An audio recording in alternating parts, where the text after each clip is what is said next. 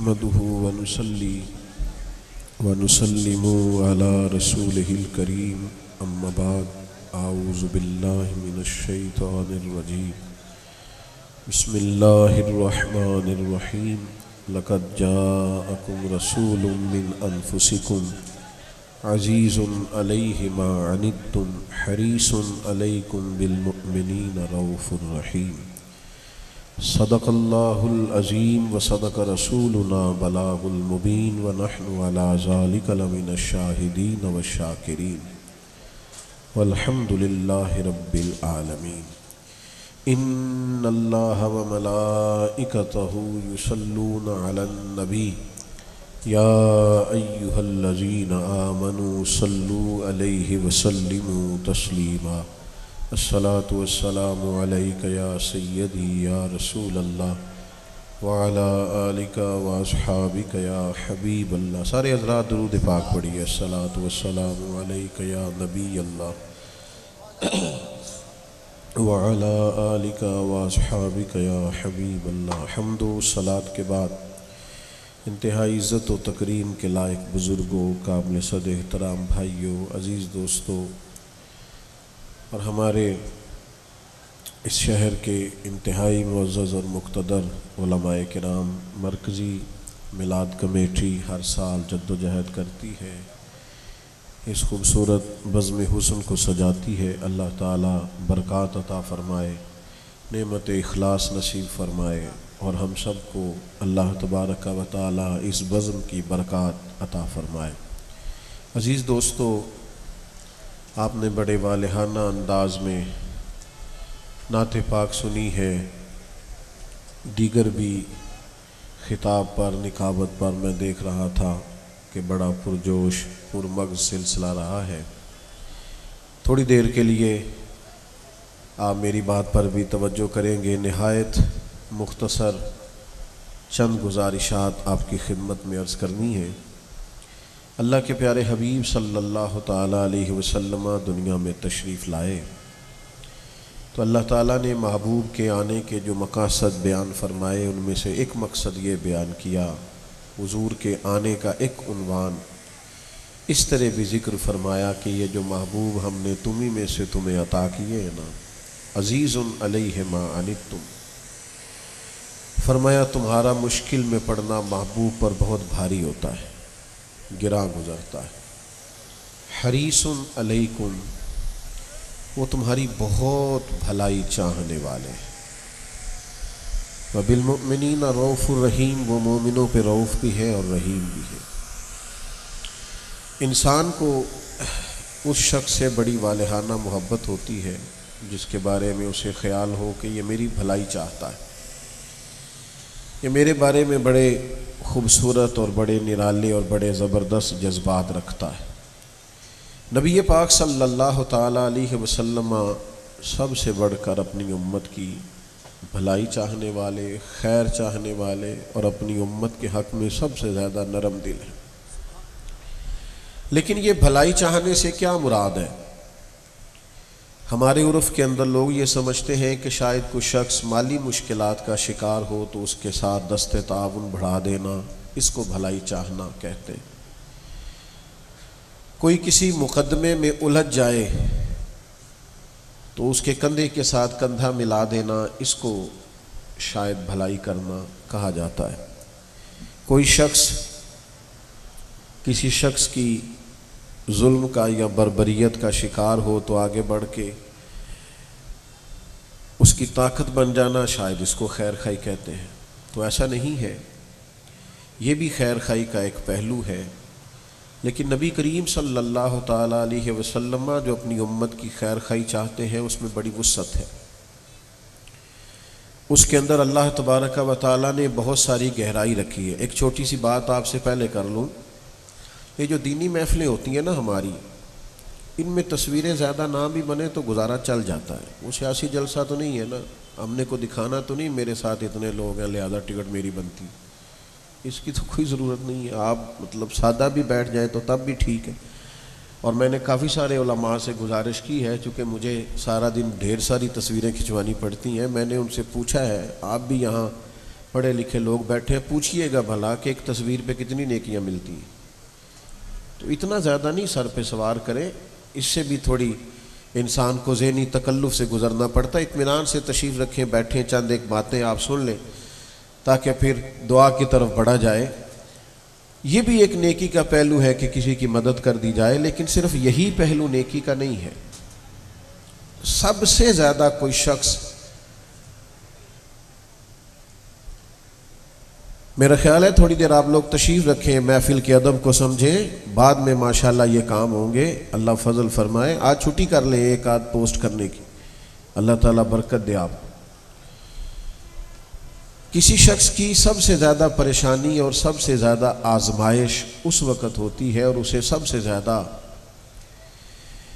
مدد کی اور خیر خواہی کی اس وقت ضرورت ہوتی ہے جب وہ ذہنی انتشار کا شکار ہوتا ہے۔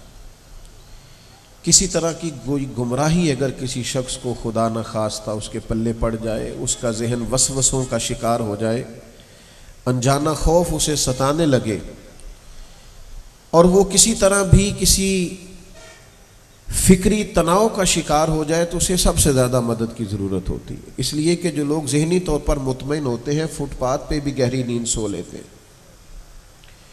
جو لوگ ذہنی طور پر سکون کا شکار ہوتے ہیں، وہ لوگ تھوڑے پیسوں میں بھی اچھا وقت گزار لیتے ہیں۔ اللہ کے حبیب صلی اللہ تعالیٰ علیہ وسلم نے جو ہماری خیر خواہی فرمائی ہے نا، ان میں سے سب سے بڑی، سب سے اہم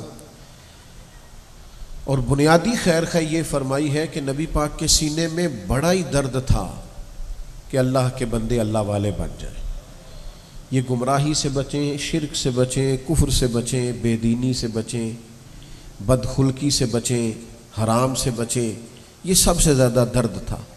اور نبی پاک صلی اللہ تعالیٰ علیہ وسلم خود اس کو بیان فرماتے، کریم فرمانے لگے میری اور تمہاری مثال اس طرح ہے جس طرح کسی آدمی نے آگ جلائی ہو تو پتنگے آ کے اس میں گرتے، تو وہ آدمی بار بار ان پتنگوں کو بچاتا ہے، کہتا ہے پیچھے ہٹ جاؤ، یہ آگ ہے جل جاؤ گے، پیچھے ہٹ جاؤ آگ ہے جل جاؤ گے۔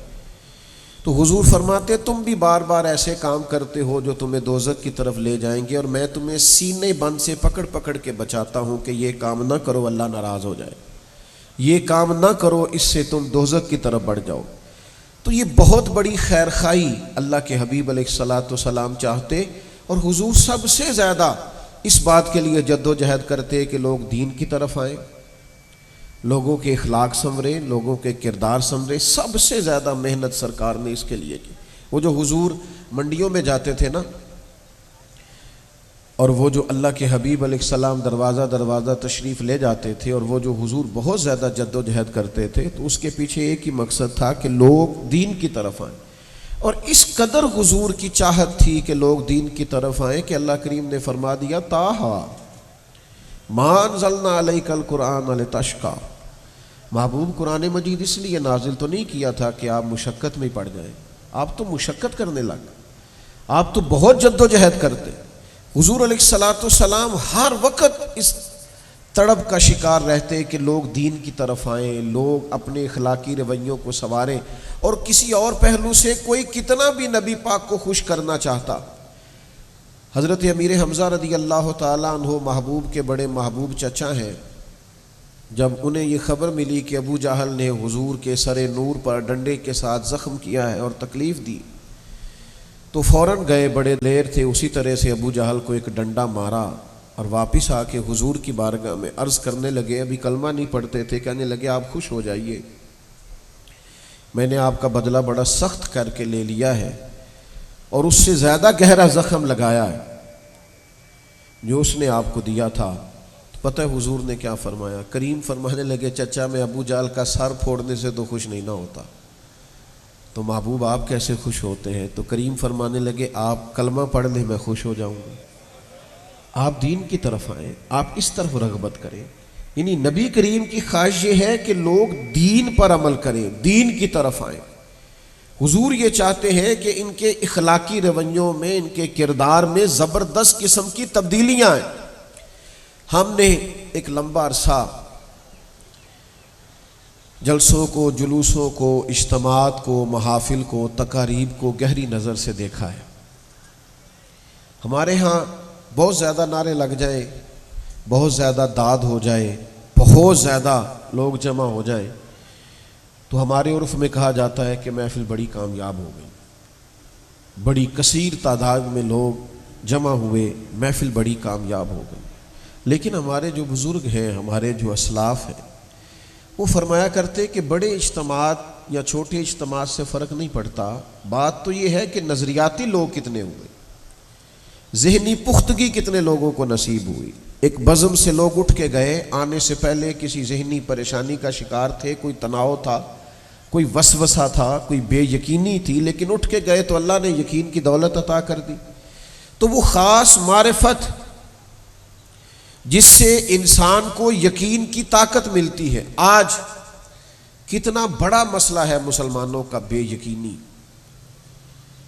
ہر وقت اسباب کو اختیار کرنا، ہر وقت دنیا کے پیچھے بھاگنا، ہر وقت جو ہے وہ گراؤنڈ کو ٹھیک کرتے رہنا۔ تھک جاتے ہیں لوگ بیچارے سیاسی سماجی بن کے، میں اس ولیمے پہ نہیں جا سکتا، بیٹا تو چلا جا، اور میں فلاں جگہ نہیں جا سکتا، تو چلا جا، پورے طور پر الجھ جاتے ہیں لوگ۔ اور مولا علی شیر خدا رضی اللہ تعالیٰ عنہ بیان فرماتے کہ یہ انسانی مزاج بکریوں کے ریوڑ کی طرح ہوتا ہے۔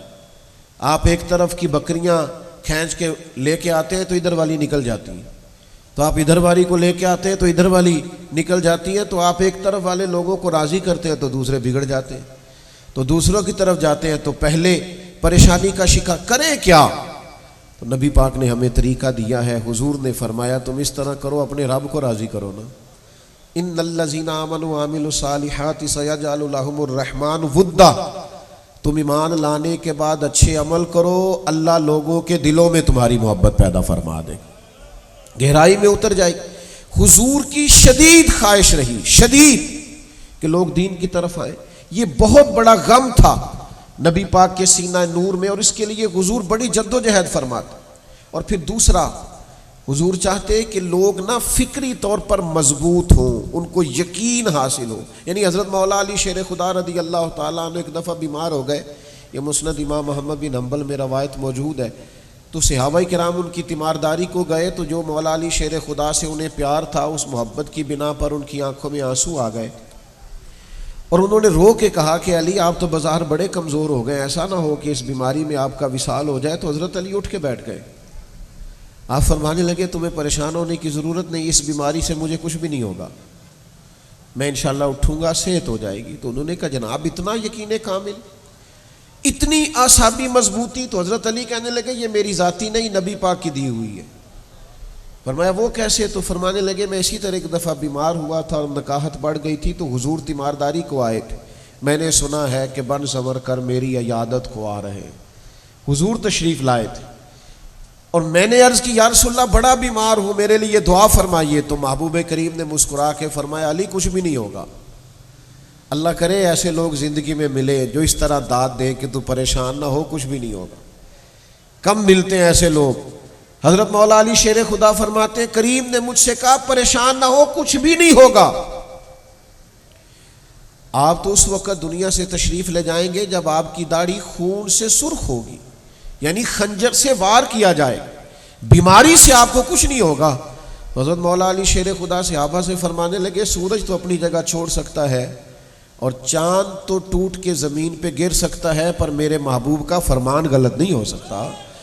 یہ بات پکی ہے کہ مجھے کچھ بھی نہیں ہوگا، جو دن کو کہہ دیا دن ہے تو دن نکل آیا، اور جو شب کو کہہ دیا شب ہے تو رات ہو کے رہی، اور خدا نے ان کی زبان کو وہ اختیار دیا، جو نکلی منہ سے ان کے وہ بات ہو کے رہی۔ اور میرے امام کا عقیدہ یہ ہے کہ وہ زبان جس کو سب کن کی کنجی کہے، اس کی نافذ حکومت پہ لاکھوں سلام۔ تو نبی پاک یقین کی دولت دیتے۔ حضور کی بارگاہ میں جو لوگ آتے تھے ان کے ارادے کچے پکے نہیں ہوتے تھے، وہ پلی باتیں نہیں کرتے تھے، وہ وسوسوں کا شکار نہیں ہوتے تھے، وہ یعنی کوئی کام کر بھی رہے ہیں اور اس کام میں پوری تیاری بھی کر رہے ہیں، اور ایسا نہیں ہوتا تھا کہ انہیں یقین کی دولت حاصل، انشراح صدر ملتا تھا بارگاہ رسالت مآب سے۔ تو اپنے اندر سے بے یقینی، بے چینی، الجھاؤ، ذہنی اضطراب، سب سے پہلے اسے نکالنے کی حاجت۔ اور تیسری بات، حضور کی یہ خواہش ہے، نبی پاک یہ درد لے کے دنیا میں آئے کہ لوگوں کو آسان دین دیا جائے۔ قرآن مجید خود فرماتا ہے کہ اللہ تم پر آسانی کرنا چاہتا ہے، مشکل نہیں کرنا چاہتا۔ ہمارے ہاں نا بہت سارے لوگوں کا یہ تصور بن گیا ہے، وہ دین بڑا مشکل کام ہے، شاید اس پر صحابہ، اولیاء اور صوفیاء ہی عمل کر سکتے تھے، آج بڑا مشکل کام ہے۔ حالانکہ دین عین فطرتی تقاضوں کے مطابق ہے، یعنی جو انسانی مشینری کو حاجت ہے وہی دین اس کو سبق دیتا ہے، جو آپ کا ذہن، آپ کی طبیعت، آپ کی روح چاہتی ہے وہی دین فراہم کرتا ہے۔ یہ آج سیاسی جماعتیں کیوں نظام مصطفیٰ کا نام نہیں لیتی، کیوں اس طرف نہیں بڑھتی؟ ایک ذہن میں بات بیٹھ گئی ہے کہ شاید شریعت کی جو باتیں ہیں وہ تو بڑی وراء الورا ہے، اس پر عمل نہیں ہو سکتا۔ حالانکہ بڑے بڑے مخلص لوگ ہوتے ہیں ایسی جماعتوں میں بھی۔ اچھی طرح سمجھ لیں کہ نبی کریم علیہ السلام چاہتے ہیں کہ کوئی مشکل، بخاری مسلم دونوں میں حدیث ہے، آپ ذرا توجہ سے اس بات کو سماعت کیجئے گا کہ ایک امام صاحب نا بہت لمبی نماز پڑھاتے تھے، پڑھاتے نماز ہی تھے لیکن بہت لمبی صورتیں تلاوت کرتے۔ اب بہت سارے لوگ ایسے تھے جو اونٹ چرایا کرتے تھے، محنت مزدوری کرتے تھے، ان کو امام صاحب کے پیچھے نماز کے لیے کھڑا ہونا ہوتا تھا۔ تو ان میں سے ایک صاحب نے پیچھے نماز پڑھی تو بڑی طویل انہوں نے نماز پڑھائی۔ وہ تکمیل نماز پر نبی کریم کی بارگاہ میں حاضر ہوئے اور عرض گزار ہوئے کہ یا رسول اللہ صلی اللہ علیہ وسلم، ہم مزدور لوگ ہیں، محنت کرنا ہوتی ہے، دن بھر کے تکے ماندے، اور عشاء کی نماز میں امام صاحب کے پیچھے حاضر ہوتے ہیں تو بڑی طویل نماز پڑھاتے ہیں، آپ مہربانی کریں انہیں سمجھائیں۔ یہ آج بعض لوگ اس معاملے بھی لوگوں کو ذہنی طور پر بلیک میل کرتے ہیں کہ یار قرآن ہی تو پڑھا جا رہا ہے، وہ دیکھو نا جی دین کی تو بات ہو رہی ہے، بھائی اس کے بھی قاعدے ضابطے ہیں، اس کے بھی اصول و ضوابط ہیں۔ یا رسول اللہ طویل نماز پڑھاتے ہیں، مہربانی کریں۔ تو صحابہ فرماتے ہیں اتنا جلال میں ہم نے نبی کریم کو کبھی نہیں دیکھا جتنا اس دن جلال فرمایا، اور بڑے محبوب کے جملوں میں رعب اور جلال اور دبدبا تھا۔ پتہ کیا فرمایا نبی پاک میں؟ یہ بخاری مسلم میں موجود ہے۔ حضور فرمانے لگے میں لوگوں کو دین کے قریب کرتا ہوں تو دور کرتا ہے۔ جب تم نے اکیلے پڑھنی ہو جتنی مرضی لمبی پڑھو، اللہ کے بندوں کو معتدل نماز پڑھایا کرو، لوگوں کو مشکلات میں نہ ڈالو، تکلیف نہ دو۔ دیکھو نا یار، ملت کا جوان اگر مذہب کی طرف، نظریے کی طرف آنا چاہتا ہے تو اسے بہت سارے پھول ملنے چاہیے۔ کوئی آدمی ان کے سامنے اپنی سروس نہ رکھے کہ مجھے 40 سال ہو گئے، تو نیا آ گیا ہے اور تو کس طرح آ کے پہلی صف میں گھس گیا ہے۔ کوئی وہاں آ کے اس بات کا اظہار نہ کرے کہ میرا ہی زیادہ حق ہے اور میں نے ہی سارا ذمہ لے لیا ہے مذہب کا۔ اگرچہ آج کسی کو یہ اجازت نہیں ہے کہ اس طرح کا فتویٰ دے، یہ صرف محبوب کا حق ہے کہ حضور شارع ہے، لیکن نبی کریم نے اجازتیں دی ہیں نا۔ آپ ذرا غور تو کریں، جب ایک نوجوان نے آ کے عرض کیا تھا کہ یا رسول اللہ میں اس شرط پہ کلمہ پڑھوں گا کہ نمازیں بس 2 ہی پڑھوں گا، حضور میں 5 نہیں پڑھوں گا، 2 پڑھوں گا، تو یہ میرے محبوب کا لایا ہوا دین ہے، حضور اس کے مختار ہیں کہ فرائض میں بھی اجازت دے دیں۔ محبوب نے فرمایا تو آ جا، کلمہ پڑھ، صحیح نمازیں 2 ہی پڑھ لینا، تو آنا مذہب کے اندر آنا۔ محبوب آسانی کرتے، لوگوں کو اس طرح کا ماحول فراہم کرتے کہ وہ آ جاتے۔ شارحین حدیث نے لکھا ہے کہ وہ جس نے 2 نمازوں کی شرط پہ کلمہ پڑھا تھا نا، وہ بعد میں تہجد بھی پڑھا کرتا تھا۔ وہ بعد میں جمعے کی نماز کے لیے، شعبان کا آخری جمعہ تھا تو ممبر کی طرف بڑھ رہا تھا، تو ابھی میں قریب نہیں جا پایا تھا کہ ایک نوجوان مجھ سے ملا اور میری ویسٹ کوٹ کی جیب میں ایک رکا ڈال کے کہنے لگا کہ اس پہ بھی تھوڑی روشنی ڈالیے گا۔ تو میں نے بیٹھتے بیٹھتے اسے کھول کے پڑھا تو کہنے لگا اگلا جمعہ رمضان میں آئے گا، اب کچے نمازیوں نے بھی مسجد میں آنا ہے، تو ذرا پکے نمازیوں سے کہیے گا ہمیں گھورے تھوڑا کم، یہ ہمیں دیکھ دیکھ کے کہتے ہیں فصلی بٹیرے آ گئے نے، تو یہ کام نہ کریں، آنے تو دیں، موقع تو دیں، آپ فراہم تو کریں۔ آپ میرے سارے اپنے لوگ ہیں، میں کوئی ایسا اپنا تجربہ زندگی کا بیان کروں گا تو اچھا نہیں لگے گا، لیکن ابھی ربیع الاول شریف چڑھا ہے تو میں نے 3 صوبوں کا وزٹ کر لیا۔ میں نے گہرائی سے ملت کے جوانوں کو دیکھا ہے، میں نے ان کی باتیں سنی، میں نے قریب سے انہیں دیکھا ہے، میں نے حضور کے مدینے کی یاد میں وہ لوگ بھی روتے دیکھے ہیں جن کے چہروں پر داڑھی نہیں ہے، ہم نے ان کو بھی تڑپتے دیکھا ہے جن کا بظاہر حلیہ اسلامی نہیں ہے۔ تو بھائی عشق رسول کوئی کسی کی وراثت تو نہیں ہے نا، یہ تو عطا ہے نا، رب جسے چاہے عطا کرے، وہ جس کو چاہے نواز دے، وہ جس کی جھولی میں چاہے ڈال دے۔ تو آپ لوگوں پر مشکلات نہیں کریں، آپ لوگوں کے لیے آسانی کریں، آپ لوگوں پر اس طرح کا رویہ نہ رکھیں جس رویے کو محبوب پسند نہیں کرتے، آپ آسانی، یعنی نماز کی بات ہی کی لوگوں نے آ کے، یہ بھی بخاری مسلم میں موجود ہے۔ حضور کے کاشانہ نور پہ کچھ صحابہ آئے، انہوں نے آ کے ازواج مطہرات کی عالی مرتبت بارگاہوں میں عرض کیا کہ نبی پاک کی عبادات کا طریقہ ہمیں بتائیے جو گھر کے اندر حضور کی عبادات۔ تو کائنات کی سب سے عظمتوں والی وہ خواتین، انہوں نے کہا کہ محبوب گھر میں تشریف لاتے، کچھ دیر آرام کرتے عشاء کے بعد، پھر اٹھ کے نماز تہجد پڑھتے، اور کبھی کبھی اس کے بعد بھی آرام کرتے فجر تک۔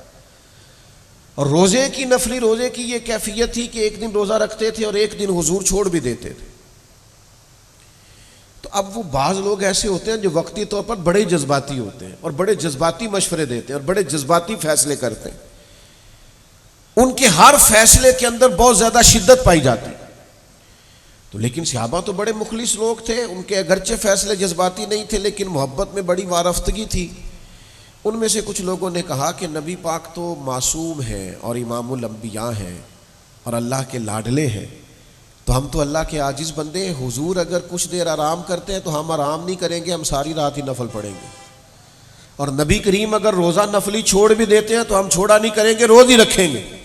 کچھ نے کہا کہ ہم بالکل بیویوں کے پاس نہیں جائیں گے، یہ عائلی زندگی، خانگی زندگی، اس کو ترک کر دیں گے۔ تو وہ خبر شام کو نہ حضور کو ملی، تو چونکہ حضور یہ سینے میں درد لے کے آئے ہیں کہ دین وہ دینا ہے لوگوں کو جو آسان ہو، تو محبوب کریم نے صحابہ کو جمع فرمایا اور جمع کر کے کہا خدا کے بندو، یہ میں کیا باتیں سن رہا ہوں کہ ساری رات ہی نفل پڑھیں گے اور ہر روز ہی نفلی روزہ رکھیں گے اور اپنی جو معاشرتی اور معاشی زندگی ہے اس پر اثر ڈالیں گے، کیا شاندار لفظ ہے بخاری میں۔ حضور فرمانے لگے میں تم سب سے زیادہ رب کو جانتا ہوں اور میں تم سب سے زیادہ اللہ سے ڈرتا ہوں۔ فرمایا میں روزہ بھی رکھتا ہوں اور روزہ چھوڑتا بھی ہوں، میں عبادت بھی کرتا ہوں اور آرام بھی کرتا ہوں۔ پھر محبوب نے فرمایا تمہارے گھر والوں کا بھی تم پر حق ہے، تمہارے وجود کا بھی تم پر حق ہے، اور تمہاری آنکھ کا بھی تم پر حق ہے کہ اس نے آرام کرنا۔ تو میرے عزیز، دین کی وہ جو وسعت ہے اور شریعت اسلامیہ جو آسان ہے، حضرت مولا علی شیر خدا فرماتے ہیں نبی کریم ہمیں جہاں بھی روانہ کرتے تھے، وہ جہاد کے لیے بھیجیں یا تبلیغ کے لیے، دو باتوں کی تلقین حضور ضرور فرماتے۔ ایک تو فرماتے جہاں جا رہے ہو نا وہاں لوگوں پر آسانی کرنا، مشکل نہ کرنا، اور دوسرا فرماتے محبوب لوگوں کو خوشخبری دینا، لوگوں کو مایوس نہ کرنا۔ تو یہ نبی پاک کے سینہ نور میں یہ غم تھا، درد تھا، محبوب عزیز علیہ ما عنتم کی شان کے ساتھ لوگوں پر آسانی کر۔ تیسری بات، نبی پاک صلی اللہ تعالی علیہ وآلہ وسلم چاہتے ہیں کہ لوگوں کو نہ قبر میں بھی آسانی ملے، سکون ملے، اطمینان ملے۔ اس کے لیے ایک پوری فہرست ہے، احادیث جمع کی جا سکتی ہیں کہ محبوب نے فرمایا یہ کام نہ کرنا قبر میں عذاب ہوگا، یہ کام نہ کرنا قبر میں، یعنی وہ معروف حدیث ہے کہ جب نبی پاک علیہ السلام نے دو قبروں کو دیکھا اور فرمایا عذاب ہو رہا، تو سبب بیان کیا تھا کہ لوگ اس جرم سے بچیں۔ فرمایا ایک کا جرم یہ ہے کہ پیشاب کے چھینٹوں سے نہیں بچتا تھا، اور دوسرے کا جرم یہ ہے کہ غیبت کرتا تھا۔ تو ہمیں وہ ساری چیزیں نبی پاک نے بتائیں، لیکن اس کے ساتھ ساتھ نا اپنی حیات نور میں محبوب نے ایسے کام بھی کیے۔ مشکات شریف میں موجود ہے، حضرت سعد ابن معاذ رضی اللہ تعالیٰ عنہ کی جب تدفین ہو گئی تو محبوب قبر میں کھڑے ہو گئے، اور قبر پہ کھڑے ہو کے محبوب نے اللہ کی تسبیح پڑھی، دیر تک اللہ کا ذکر کیا۔ یہ ہماری تعلیم کے لیے سارا عمل ہے۔ حضور فرمانے لگے تمہارے بھائی کی قبر تنگ ہو گئی تھی، میں نے تسبیحات پڑھی ہیں تو اللہ نے کشادہ کر دیا۔ یعنی قبر کس طرح آسان، دیکھیں نا حضرت فاطمہ بنت اسد مولا علی شیر خدا کی والدہ، ان کا جب وصال ہوا تو خود اپنا کرتا اتار کے حضور نے دیا، فرمایا اس میں انہیں کفن دے دو، میرا اللہ تعالیٰ ان پر فضل فرمائے گا۔ اور پھر نبی پاک نے ان کے لیے دعا بھی فرمائی کہ اے اللہ میرے اور پچھلے انبیاء کے وسیلے سے ان کی قبر پہ رحمتوں کا نزول فرما۔ تو سرکار چاہتے ہیں، میں کبھی کبھی سوچتا ہوں کہ وہ جو قبر میں سرکار کی زیارت کرائی جائے گی نا، شاید اس کی بھی بڑی وجہ یہی ہے کہ محبوب فرمائیں گے میں خود چلتا ہوں نا تاکہ میرے غلام کو تکلیف کوئی نہ ہو۔ آج پھولے نہ سمائیں گے کفن میں آسی، قبر کی رات ہے ان سے ملاقات کی رات، اور لحد میں عشق رخ شاہ کا داغ لے کے چلے، اندھیری رات سنی تھی سو چراغ لے کے چلے۔ اور چوتھا، حضور کے سینہ نور میں یہ دکھ رہا کہ لوگوں کی آخرت بہتر ہو جائے، لوگ قیامت کے دن اللہ کے عذاب سے بچ جائیں، کچھ ایسا عمل کرے، کچھ ایسا کردار کرے، کچھ ایسا رویہ اختیار کرے کہ وہ بچ جائیں۔ میرے بھائیوں، ہمارے ہاں بھی اداروں میں جو طلباء پڑھتے ہیں نا، ہم ان کے ساتھ پیپر دلوانے نہیں جاتے، بلکہ اساتذہ تو ان دنوں میں آسانی محسوس کرتے ہیں کہ آج کل چھٹیاں ہیں، بچے امتحانات دے رہے ہیں تو اساتذہ کوئی نہ کوئی غیر نصابی سرگرمی کرنی شروع کر دیتے ہیں، کہیں سیر کو چلے گئے، کوئی باقی ضروریات کے کام نمٹانے شروع کیے۔ لیکن یہ دیکھیں نا، نبی پاک نے سوال بھی بتائے، آخرت کی ساری باتیں بھی بتائیں، اور فرمایا میزان عمل پہ بھی میں موجود ہوں گا، اور نبی پاک نے فرمایا پل صراط پر بھی میں موجود ہوں گا، اور فرمایا لوگ پیاسے آئیں گے تو حوض کوثر پر بھی مجھے پائیں گے۔ ہر جگہ حضور تشریف فرما، اور صحیح حدیث میں موجود ہے، کریم فرماتے ہیں مجھے میرے رب نے نا 3 چیزوں کا اختیار دیا تھا، میں جو چاہوں مانگ لوں۔ 3 دعاؤں کی اجازت تھی۔ یہ اجازت جب ملتی ہے تو لوگ اپنے لیے مانگتے ہیں، اولاد کے لیے مانگتے، قریبیوں کے لیے مانگتے، لیکن چونکہ یہ بارگاہ محبوب ہے تو حضور نے ایک دعا 2 دفعہ مانگی، کہا اے اللہ میری امت کی بخشش فرما۔ اور حضور فرماتے ہیں تیسری دعا میں نے محفوظ کر لی ہے، مانگی نہیں اللہ سے، وہ میں نے محفوظ کر لی ہے، وہ قیامت میں جب امت پریشان ہوگی تو پھر اللہ کے حضور عرض کروں گا، وہ قیامت میں۔ اور حضور فرماتے ہیں مجھے میرے رب نے اجازت دی تھی، چاہوں تو آدھی امت کی بخشش کرا لوں، اور چاہوں تو اللہ سے شفاعت کا حق لے لوں۔ تو محبوب فرماتے ہیں میں نے عرض کی مالک تو مجھے شفاعت کا اختیار عطا کر، اختیار دے میں شفاعت کروں۔ حضور فرماتے ہیں قیامت والے دن نور کے ممبر بچھیں گے نبیوں کے لیے، ہر نبی اپنے ممبر پر ہوگا پر میرا ممبر خالی ہوگا۔ اللہ کرے آپ کو سمجھ آئے میری بات کی۔ بعض ایسے اجتماعات میں جانے کا موقع ملتا ہے کہ وہاں نہ نشستوں پر نام لکھے ہوتے ہیں، یہاں فلاں صاحب بیٹھیں گے، فلاں صاحب بیٹھیں گے، چٹ لگی ہوتی، تو کوئی اپنی نشست چھوڑنے کو تیار نہیں ہوتا۔ جو لوگ دنیا میں گھومتے ہیں انہیں اندازہ ہوگا کہ فلائٹ میں جب لوگ جاتے ہیں تو بڑی ریکویسٹ بھی کریں تو فیملی بھی بعض اوقات اکٹھا نہیں بیٹھ پاتی، کیونکہ اب نشستیں ہیں اور طے ہو گئی ہیں اور سب کو ایشو کر دیے گئے ہیں نمبرز، اب کیسے وہ چینج کرے، مشکل کام ہے۔ یہ عام دنیا کی 1-1.5 گھنٹے کی ملی ہوئی نشست لوگ نہیں چھوڑتے، اور کسی صورت نہیں چھوڑتے، اور کسی طور نہیں چھوڑتے۔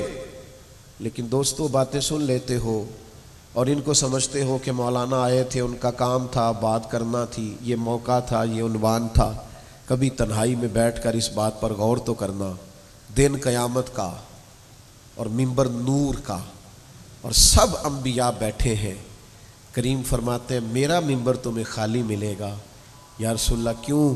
فرمایا میں سجدے میں گروں گا، اپنے مالک کے حضور عرض کروں گا مالک امت کی بخشش فرما۔ یہ یہاں تک جو درد ہے محبوب کے سینے کا، اس کو سمجھے۔ ہم نا بڑے روایتی پن کا شکار رہتے ہیں، ساری زندگی ایک مخصوص نظریے پہ گزار دیتے ہیں، بارش کا پہلا قطرہ نہیں بنتے، دنیا بدل گئی، حالات تبدیل ہو گئے، معاملہ کہیں سے کہیں پہنچ گیا، لیکن ہمارے ہاں لوگوں کے چہرے بدلے، کردار وہی رہے، وہی لڑائی ہے ساس بہو کی، جو دادی اماں بھی سنایا کرتی تھیں، پھر اپنی اماں بھی سنایا کرتی تھیں اور آج ہمیں بھی سننے کو ملتی، وہی جھگڑا ہے جو دادا کا بھی بھائیوں کے ساتھ رہا، پھر والد کا چچا کے ساتھ رہا، وہ چھوٹے موٹے زمین کے معاملات، وہ تقسیم کے مسائل، ہم نے بھی ساری زندگی اسی پہ لگا دی۔ وہ خدا کے بندو، دور تو بدل گیا، حالات تو تبدیل ہو گئے، زمانہ تو قیامت کی چال چل گیا، لوگ تو کہیں دور نکل گئے اور ہمارا سارا وقت سجنے سنورنے میں گزر گیا۔ ہم ابھی تصویریں دیکھ دیکھ کر بڑے خوش ہیں، ہم اس بات پہ بڑے راضی ہیں کہ اللہ کا بڑا کرم ہے، اس نے بڑی عزت دی ہے۔ کل بھی 5 لوگوں نے ہاتھ کھڑا کر کے مجھے سلوٹ کیا ہے۔ زمین پر اتریے، حقائق کو دیکھیے، حالات کو سمجھیے، اب نئے تقاضوں کے ساتھ آگے بڑھنے کی ضرورت ہے۔ اب حضور کا میلاد پاک، نبی پاک کا معراج پاک، حضور کی سیرت پاک، نبی پاک کے فضائل آپ کو اس طور پر بیان کرنے کی ضرورت ہے کہ جو آپ کسی عالمی جگہ پہ کھڑے ہو کے بات کریں تو لوگ اسے قبول کریں۔ اب آپ کے رویوں میں وہ خاص تبدیلی لانے کی ضرورت ہے جو انقلاب آفری ہو، جس سے اندازہ ہو کہ اس آدمی کا طرز کلام کچھ اور ہے۔ 25 کروڑ لوگ بستے ہیں پاکستان میں، اور اس وطن میں وہ لوگ بھی رہتے ہیں کہ جہاں نئے ماڈل کا موبائل آئے تو شارٹ ہو جاتا ہے۔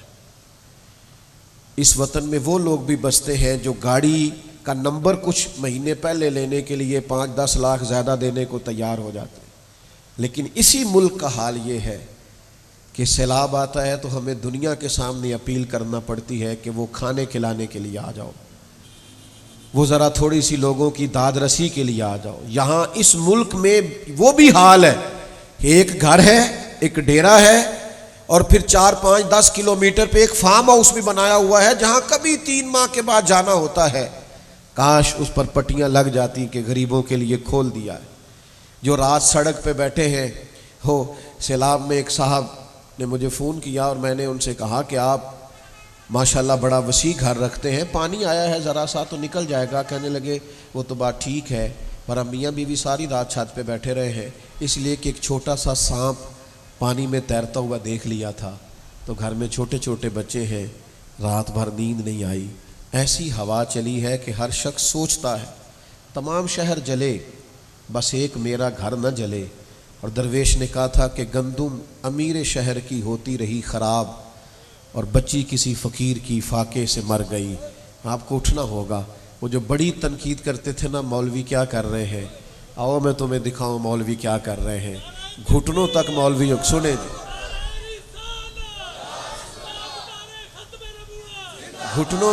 گھٹنوں تک کیچڑ ہے مولویوں کے، اور صبح سے شام تک ہمارے طلبہ اترے ہوئے ہیں پانی میں اور اپنی پشت پر تھیلے رکھے ہوئے وہ اپنے بھائیوں کی مدد میں مشغول ہیں۔ ضروری نہیں ہر چیز کو کیمرے کی آنکھ دیکھے، کچھ چیزیں بچا کے رکھنی چاہیے جو صرف رب رسول کے دیکھنے کے لیے ہو۔ کچھ چیزوں کا اجر صبح قیامت نکھر کر کے سامنے آئے گا، اور صبح قیامت اعلان ہوگا کہ فلاں نے فلاں مقام پر یہ ڈیوٹی کی۔ سب سے زیادہ اپنے اعمال کو میں جانتا ہوں، مجھ سے بڑھ کر مجھے کوئی نہیں جانتا، میں جانتا ہوں اور مجھ سے بڑھ کر اللہ رسول جانتے۔ عزیز، تھوڑی تھوڑی اب اپنے آپ کو ٹائم دینے کا وقت آ گیا ہے، اپنے معاملات پر توجہ دینے کا ٹائم آ گیا ہے۔ نبی پاک تو درد لے کر دنیا میں تشریف لائے، ہمیں اس قوم کا کتنا درد ہے، ہم نے کسی کی تربیت کے لیے کیا ڈیوٹی کی ہے، ہم نے دین کا اصل رخ پیش کرنے کے لیے کیا خدمات سر انجام دی ہیں، ہمارے وجود سے لوگوں نے کتنا نفع پایا ہے اور کس حد تک لوگوں کو خیر ملی ہے۔ اب یہ خالی نعروں میں اور خوابوں کی دنیا میں زندہ رہنے سے کام نہیں چلے گا، اب ہمیں حقیقت کا سفر کرنا پڑے گا۔ اب دنیا ایک مٹھی میں آ گئی، اب میں یہاں بات کرتا ہوں تو پوری دنیا میں پہنچ جاتی ہے، آپ کہیں بات کرتے ہیں تو پوری دنیا میں پہنچ جاتی ہے۔ اب تو حالات بدل گئے، تقاضے بدل گئے، عنوان بدل گئے، اب ہمیں بدل جانا چاہیے۔ اب ہمیں ان حقیقتوں کو قبول کرنا چاہیے جن کی دین کو ضرورت ہے۔ سارے ہی کام کریں، سارے ہی کام کریں، لیکن تھوڑا سا اس کی ترتیب درست کریں، معاملات کو تھوڑا بہتر کریں۔ بات ختم کرنے لگا ہوں، 2-3 میری چھوٹی چھوٹی گزارشات ہیں، ان کو ضرور طبیعت میں لائیے گا۔ آپ سارے موبائل رکھیں، مہنگے مہنگے رکھیں، پر ایک تسبیح بھی ساتھ رکھ لیں۔ موبائل چلے گا نا ہاتھ میں وہ تو چلتا رہتا ہے نا، تو تسبیح ہوگی تو وہ بھی چلے گی۔ تو میلاد شریف کا سارا مہینہ درود و سلام پڑھ کے گزارے، نبی پاک کی سیرت کا ایک باب روز دیکھیں، حلم پڑھیں نبی پاک کا، صبر پڑھیں، قوت ارادی پڑھیں، حضور جو فیصلے کرتے تھے اس میں دانائی کتنی تھی وہ پڑھیں، آپ کو جینے کا سلیقہ آئے گا، آپ کو محسوس ہوگا کہ وہ جو میرا بہت زیادہ ذہنی انتشار ہے میں اس سے بچنے لگا۔ آپ نبی پاک علیہ الصلاۃ والسلام کا طرز زندگی پڑھیں، آپ یقین کریں صرف جینے کا مزہ نہیں آئے گا، مرنے کا بھی مزہ آئے گا، کہ اس طرح کا جینا ہو تو پھر تو مرنے میں بھی بڑا لطف آتا ہے۔ ایک باب سیرت کا پڑھیں۔ اور میری آخری گزارش آپ سے یہ ہے کہ اپنے بچوں کو بہت سارا وقت دیں، ان کے ساتھ ٹائم گزاریں، ان کے سوالات کے جوابات دیں، وہ کس کے پاس اٹھتے ہیں، کس کی باتیں سنتے ہیں، کس کو سنتے ہیں، کیا پوچھنا چاہتے ہیں، اور لوگوں کو ڈانٹ کر چپ نہ کرائیں، بلکہ ان کی ذہنی سطح پر کوئی وسوسہ ابھرتا ہے تو اس کا جواب نہیں دے سکتے تو ایسے کے پاس لے جائیں جو دے سکے، لیکن سارا وقت دوستوں کو دے دینا اور دعوتوں پہ اڑا دینا، اس سے کئی دفعہ اپنا باغ خشک رہ جاتا ہے۔ اپنے اس شہر کے لیے دعا کرتا ہوں کہ سدائی بہار روے اس باغے، کدے خزاں نہ آوے، ہوون فیض ہزاراں تائیں تے ہر بھکھا پھل کھاوے۔ آخر دعوا یعنی الحمد۔